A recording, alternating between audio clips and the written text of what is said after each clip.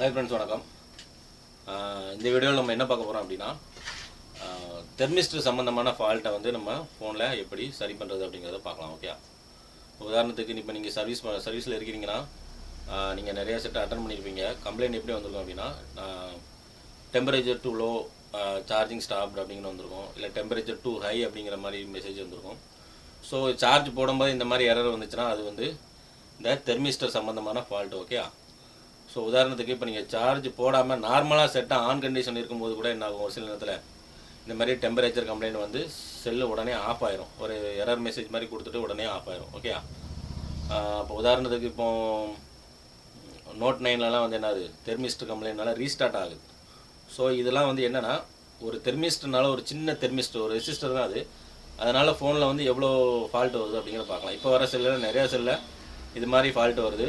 விவோவில் நிறைய செல்லு நீங்கள் வந்து நார்மலாக சார்ஜிங்கில் வந்து இந்த மாதிரி எரர் நீங்கள் பார்க்க முடியும். ஓகே, ஸோ இதெல்லாம் வந்து எந்த பேசிக்கில் வந்து அந்த ஸ்கிமாட்டிக் வந்து ஒர்க் ஆகுது, அந்த சர்க்யூட் வந்து எப்படி ஒர்க் ஆகுது, எதனால் அந்த ஃபால்ட் வருது, அதை எப்படி நம்ம சால்வ் பண்ணலாம் அப்படிங்கிறத இந்த வீடியோவில் பார்க்கலாம். ஓகே, ஸோ ஃபஸ்ட்டு நீங்கள் நம்ம அண்டர்ஸ்டாண்ட் பண்ணுறது என்ன அப்படின்னா, இந்த சர்க்யூட் வந்து எப்படி ஒர்க் ஆகுது அப்படிங்கிறது நம்ம தெரிஞ்சுக்கணும். ஓகே, இந்த சர்க்யூட்டை வந்து இதை ட்ரா பண்ணியிருக்கிறேன் நான் உங்களுக்கு, இதில் பாருங்கள். ஓகே, இது வந்து என்ன சொல்லுவோம் அப்படின்னா, வோல்டேஜ் டிவைடர் சர்க்யூட் அப்படின்னு சொல்லுவோம்.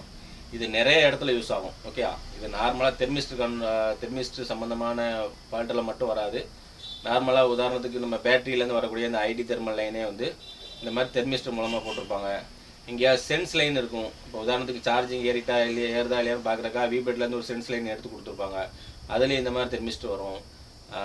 எங்கெங்கெல்லாம் சென்ஸ் லைன் தேவைப்படுதோ அங்கே இந்த டிவைடர் சர்க்யூட் வந்து யூஸ் பண்ணியிருப்பாங்க. ஓகே, ஸோ இந்த டிவைடர் சர்க்யூட்டை நீங்கள் அண்டர்ஸ்டாண்ட் பண்ணிட்டீங்கன்னா எந்த டைப்பான ஃபால்ட் வந்தாலும் நீங்கள் என்ன பண்ணலாம், ஈஸியாக நீங்கள் வந்து அதை ரெக்டிஃபை பண்ண முடியும். ஓகே, ஸோ இந்த ஃபஸ்ட்டு இந்த சர்க்யூட்டோட பேசிக் எப்படிங்கிறத நம்ம பார்த்துக்கலாம். ஓகே, அது பேர்லேயே இருக்கு பாருங்கள், வோல்டேஜ் டிவைடர் சர்க்யூட். அப்படின்னா என்ன ஆகுது, வோல்டேஜை டிவைட் பண்ணுது. எப்படி டிவைட் பண்ணுது, இந்த 2 ரெசிஸ்டர் மூலமாக வந்து டிவைட் ஆகுது. ஓகே, உதாரணத்துக்கு இதில் என்ன வோல்ட் இன்னுன்னு கொடுத்துருக்காங்க. இது வந்து பவர் ஐஸ்லேருந்து ஒரு 1.8 வோல்ட் இங்கே வருதுன்னு வச்சுக்கோங்க. இந்த ஃபஸ்ட்டு ரெசிஸ்டருக்கு போகுது. ஓகே, இன்னொரு 2வது ரெசிஸ்டர் வந்து இதுதான் வந்து என்னது, இந்த R2க்கு போட்டிருக்க ரெசிஸ்டர் தான் வந்து என்னென்னா தெர்மிஸ்டர். தெர்மிஸ்டர்னா என்னது, தெர்மல் ரெசிஸ்டர் தான் வந்து தெர்மிஸ்டர் அப்படின்னு சொல்கிறாங்க. ஓகே, ஸோ 1.8 வோல்ட்டுங்க இதில் R1 ரெசிஸ்டர் வழியாக போய் இந்த R2 போய் அப்புறம் இது கிரவுண்ட் ஆகிருக்கு. இந்த சர்க்யூட்டோட இந்த கான்ஃபிகரேஷன் தான் வந்து என்னென்னா இந்த டிவைடர் சர்க்யூட்டோட கான்ஃபிகரேஷன். இந்த டிசைனில் தான் அது போட்டிருப்பாங்க. ஓகே, ஸோ இதுக்கு சென்டரில் இருந்து என்னென்ன இதுலேருந்து என்ன எடுத்துருக்காங்க, ஒரு அவுட் எடுத்துருக்காங்க. இந்த அவுட் வந்து எங்கே போகும் அப்படின்னா சிபிக்கு போகும். ஓகே, ஸோ சிபிக்கு போகும்போது என்ன ஆகும் அப்படின்னா, இப்போ உதாரணத்துக்கு இந்த R1 ரெசிஸ்டர் ஒரு 100 கிலோன்னு வச்சுக்கோங்க, இந்த தெர்மிஸ்டர் ஒரு 100 கிலோ. ஓகே, ஒரு உதாரணத்துக்கு எடுத்துருக்கிறேன். ஸோ இங்கே இது ஒரு 100 கிலோவும் இது ஒரு 100 கிலோவும் போது இதில் வந்து எவ்வளோ வோல்ட் அவுட் ஆகும் அப்படின்னு பார்த்தோம்னா, இந்த வி அவுட்னு போட்டிருக்கு இல்லையா, அந்த ஃபார்முலா அப்படி பார்த்தோம் அப்படின்னா என்னது, V in into R2 by R1 plus R2. Okay, V in வந்து எவ்வளோ, இங்கே 1.8 வோல்ட்டு இன் ஆகுது. ஓகே, ஸோ இன்ட்டு R2 எவ்வளவு, இதுதான் வந்து R2, இது ஒரு 100 kilo by R1 plus R2, 100 plus ஒரு 100 200. ஓகே, ஸோ இங்கே 180 டிவைடட் பை ஒரு 200 ஆகும். ஓகே, ஸோ இங்கே அவுட் ஆகிற வோல்ட் வந்து எவ்வளோனா 0.9 வோல்ட்டு இங்கே சிபிக்கு போகும். இது வந்து ஒரு சென்ஸ் லைன் மாதிரி. ஓகே, அந்த லைன் சென்ஸ் லைன் அப்படின்னு நம்ம சொல்லலாம். ஓகே, இது மூலமாக தான் வந்து என்ன ஆகுது, இது சென்ஸ் பண்ணுது. ஓகே, ஸோ 0.9 வோல்ட் வந்து இந்த சிபிக்கு போகுது. இப்போ உதாரணத்துக்கு இந்த சர்க்யூட் ஏன் அப்படி டிசைன் பண்ணியிருக்காங்க அப்படின்னா, இந்த R2 ரெசிஸ்டர் தெர்மிஸ்டர்னு சொல்கிறோம் இல்லையா, இது வந்து எப்படின்னா இந்த R1 ரெசிஸ்டர் மாதிரி ஃபிக்ஸடான வேல்யூ உள்ளது கிடையாது. இது வந்து 100 கிலோவும் போட்டுருக்கு. இதுக்கு வந்து எப்படின்னா இந்த 100 கிலோவும் இருக்கிறது வந்து இதோட வேல்யூ வந்து வேரி ஆகாது, அதாவது கூடாது குறையாது. ஆனால் இந்த R2 ரெசிஸ்டர் வந்து வேரி ஆகும். இது ரெசிஸ்டன்ஸ் வேல்யூ வந்து வேரி ஆகும். எப்போ வேரி ஆகும் அப்படின்னா, இதோட சுற்றி இருக்கக்கூடிய டெம்பரேச்சர் வேரி ஆகும்போது இதோட ரெசிஸ்டன்ஸ் வேல்யூ உங்களுக்கு என்ன ஆகும் அப்படின்னா குறையும். ஆக்சுவலாக இது வந்து என்னது, என்டிசி. இந்த தெர்மிஸ்டரே வந்து 2 டைப்பில் சொல்லுவாங்க, ஒன்று என்டிசின்னு ஒன்று பிடிசின்னு சொல்லுவாங்க. இந்த என்டிசி வந்து என்ன அப்படின்னா, தெர்மிஸ்டர் அதாவது சுற்றி இருக்கக்கூடிய டெம்பரேச்சர் வந்து இன்க்ரீஸ் ஆச்சுன்னா இதில் இருக்க ரெசிஸ்டன்ஸ் வேல்யூ வந்து அப்படி குறையும். ஓகே, ஸோ இப்போ இதில் ரெசிஸ்டன்ஸ் வேல்யூ குறையும் போது என்ன ஆகும் அப்படின்னு பாருங்கள். உதாரணத்துக்கு இப்போ 100லேருந்து இது வந்து ஒரு 50 கிலோ ஓம் ஆயிடுச்சு. ஓகே, அப்போ உங்கள் ஃபார்முலாவில் அப்ளை பண்ணி பார்க்கலாம். 1.8 இன்ட்டு R2 எவ்வளவு 50 ஆகிடுச்சு. ஓகே, ப்ளஸ் இங்கே R1 + R2 போடும். R1 + R2. ஓகே, 1.8 இன்ட்டு 50 எவ்வளவு? கரெக்டாக தானே?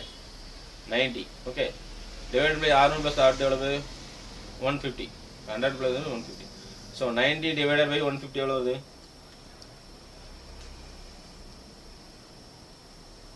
90 டிவைடட் பை 150 கால்குலேட்டரில் போடும். உடனே சொல்கிற அளவுக்கு நம்ம மேத்தமெட்டிக்ஸில் ஸ்ட்ராங் கிடையாது.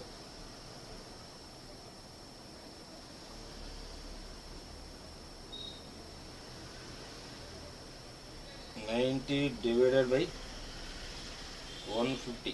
ஓகே, 0.6 வோல்ட் வருது. இப்போ எவ்வளோ ஆகுது? 0.6 வோல்ட்டு இந்த சென்ஸ் லைனில் சிபியூக்கு போய் ரீச் ஆகும். ஓகே, ஸோ இந்த 0.6 வோல்ட் ரீச் ஆகும்போது என்ன ஆகும் அப்படின்னா, இது வந்து ஆக்சுவலாக 0.9 வோல்ட் வரணும். அட்லீஸ்ட் இது ஒரு 0.8 வோல்ட் வர வரைக்காது இந்த எரர் கொடுக்காமல் இருக்கும். இந்த வோல்டேஜ் இந்த இதெல்லாம் வந்து எப்படின்னா ஆல்ரெடி உங்களுக்கு ப்ரோக்ராம் பண்ணியிருப்பாங்க. அது இந்த நம்ம ஆண்ட்ராய்டு ப்ரோக்ராமிங் இருக்கு இல்லையா, அந்த ப்ரோக்ராமிங்கில் இந்த இதோட வேல்யூ இதோட ப்ரோக்ராம் எல்லாமே பண்ணியிருப்பாங்க. ஸோ அதை ரீட் பண்ணி வந்து சிபியூ என்ன பண்ணும், நம்மளுக்கு மெசேஜ் கொடுக்க வேணாங்கிறது பார்க்கும். ஸோ ஒரு 0.8 வரைக்கும் கொடுக்காது. இது 0.6 போச்சுன்னா என்ன ஆகும்? டெம்பரேச்சர் டூ ஹை அப்படின்னு கொடுக்கும். ஏன்னா டெம்பரேச்சர் ஹை ஆகும்போது தானே வந்து உங்களுக்கு இந்த மாதிரி இதாகுது. ஸோ இது டெம்பரேச்சர் டூ ஹை அப்படிங்கிற மெசேஜஸ் வந்து நம்மளுக்கு டிஸ்பிளேயில் வரும். ஓகேயா? ஸோ சப்போஸ் இந்த ரெசிஸ்டர் வந்து உங்களுக்கு டேமேஜ் ஆனால் கூட வந்து உங்களுக்கு மால் ஃபங்க்ஷன் ஆனாலும் இந்த பிரச்சனை வரும். இந்த ரெசிஸ்டர் டேமேஜ் ஆனாலும் இந்த பிரச்சனை வரும். சப்போஸ் இந்த நீங்கள் ஷீல்டுகள் எதுவும் கட் பண்ணும்போது இல்லாட்டி ஏதாவது வாட்டர் லாக்கில் இந்த ரெசிஸ்டர் டேமேஜ் ஆனாலும் பிரச்சனை வரும். இந்த ரெசிஸ்டர் டேமேஜ் ஆனாலும் பிரச்சனை வரும். ஓகே, ஸோ இந்த மொத்தத்தில் இந்த சர்க்யூட் வந்து கிளியர் கட்டாக ஒர்க் ஆனால் மட்டும்தான் வந்து இந்த ஃபால்ட் உங்களுக்கு வராது. ஸோ இந்த ஃபால்ட் வந்துருச்சுன்னா நீங்கள் என்ன பண்ணணும், நீங்கள் ஸ்கிமேட்டிக் மூலமாக இது எங்கே இருக்குது அப்படிங்கிறத நீங்கள் வந்து சர்ச் பண்ணி அந்த ஏரியா நீங்கள் வந்து என்ன பண்ணணும், இதோட வேல்யூஸ்லாம் கரெக்டாக இருக்கா அப்படிங்கிறத நீங்கள் பார்த்துக்கலாம். ஓகே, ஸோ இப்போ உதாரணத்துக்கு இந்த வேல்யூ இது வேல்யூலாம் பார்க்குறோம். சப்போஸ் இது வந்து வேல்யூ கரெக்டாக இருந்து மால் ஃபங்க்ஷன் ஆகுது, இல்லை வேல்யூவில் ஏதாவது டிஃப்ரென்ஸ் வருது அப்படின்னா நீங்கள் இந்த தெர்மிஸ்டரை வந்து என்ன பண்ணலாம், வேறு தெர்மிஸ்டர் மாற்றினீங்கன்னா ரெடி ஆயிரும். இந்த ஃபால்ட் வந்து என்ன ஆகும், ஃபால்ட்டு கிளியர் ஆயிரும். ஓகே சார், நான் தெர்மிஸ்டர் போட்டு நான் எங்கே தேட, தெர்மிஸ்டர் எனக்கு கிடைக்கல, எனக்கு எந்த போர்டில் இருக்குன்னு தெரியல அப்படின்னா நம்மளுக்கு இன்னொரு டவுட் வரும். ஓகே, இந்த R2க்குள்ள இந்த தெர்மிஸ்டர் இருக்கு இல்லையா, இந்த தெர்மிஸ்டருக்கு உள்ள இடத்துல நம்ம அதே 100 கிலோ உள்ள நார்மல் ரெசிஸ்டர் நம்ம போட்டால் என்ன ஆகும் அப்படின்னு பார்க்கலாம். ஓகே, ஸோ இந்த இடத்துல நம்ம 100 கிலோவுக்குள்ள நார்மல் ரெசிஸ்டர் நம்ம போட்டாலும் இந்த சர்க்யூட் என்ன ஆகும், ஒழுங்காக ஃபங்க்ஷன் ஆகும். ஒரு பிரச்சனை இல்லை, அந்த எரர் வந்து சால்வ் ஆயிரும். இங்கே யாருக்கா இந்த பிரச்சனை வந்துச்சு, இந்த மாதிரி தெர்மிஸ்டர் கிடைக்கலன்னா நீங்கள் நார்மல் ரெசிஸ்டர் போட்டு பாருங்கள், இந்த ப்ராப்ளம் சால்வ் ஆயிடும். ஏன் அப்படி சொல்கிறேன் அப்படின்னா, நீங்கள் இந்த ஃபார்முலாவில் அப்ளை பண்ணி பார்த்தீங்கன்னா நார்மல் ரெசிஸ்டர் போட்டால் என்ன ஆகும், இதில் 0.9 வோல்ட் வரும். ஸோ சிபி வந்து இந்த இந்த எரர் வந்து உங்களுக்கு கொடுக்காது. ஆனால் என்ன ஒரு இதுனா, இந்த ஏரியாவில் உள்ள அந்த டெம்பரேச்சர் வந்து அதை என்ன பண்ண முடியும், மெஷர் நம்ம டெம்பரேச்சரை வந்து நம்ம கண்ட்ரோல் பண்ண முடியாது. அவ்வளோதான். நமக்கு வந்து இல்லை சார் அதெல்லாம் ஒரு பெரிய பிரச்சனை இல்லை, இப்போதைக்கு ஃபால்ட் ரெடியான போதும் அப்படின்னா நீங்கள் இந்த தெர்மிஸ்டருக்கு ஏரியாவில் நார்மல் ரெசிஸ்டர் போட்டால் கூட ஃபால்ட்டு கிளியர் ஆயிரும். ஒரு பிரச்சனையும் கிடையாது, ஃபால்ட்டு கிளியர் ஆயிரும். ஓகே ஃப்ரெண்ட்ஸ், ஸோ மெயினாக இந்த தெர்மிஸ்டர் விஷயம், இந்த டெம்பரேச்சர் எரருக்காக மட்டும் நீங்கள் இந்த சர்க்யூட்டை அண்டர்ஸ்டாண்ட் பண்ண வேண்டாம். இந்த சர்க்யூட் உங்களுக்கு நீங்கள் நிறைய இடத்துல வரும். நீங்கள் ஸ்கிமேட்டிக்கில் போனீங்கன்னா இந்த டிவைடர் சர்க்யூட்டுங்கிறது வந்து நிறைய இடத்துல நீங்கள் பார்க்க முடியும். இதை நீங்கள் வந்து நல்லா அண்டர்ஸ்டாண்ட் பண்ணிக்கோங்க. இதில் ஏதாவது டவுட் இருக்குது அப்படின்னா எனக்கு கமெண்டில் போடுங்க. சரியா, போடுங்க. நான் அதுக்கு நம்பல உங்களுக்கு டவுட்டை வந்து ஏதாவது டவுட் இருந்ததுன்னா நான் அடுத்த வீடியோவில் கிளியர் பண்ணுறேன். ஸோ வேறு என்னென்ன டாப்பிக்கில் வந்து உங்களுக்கு வீடியோ வேணும் அப்படிங்கிறத எனக்கு நீங்கள் கமெண்டில் போட்டிங்கன்னா கொஞ்சம் நல்லாயிருக்கும். ஓகே ஃப்ரெண்ட்ஸ், அப்போ நெக்ஸ்ட் வீடியோவில் நம்ம பார்க்கலாம். ஓகே, இந்த வீடியோ இத்துடன் முடித்துக்கொள்வோம். பாய்.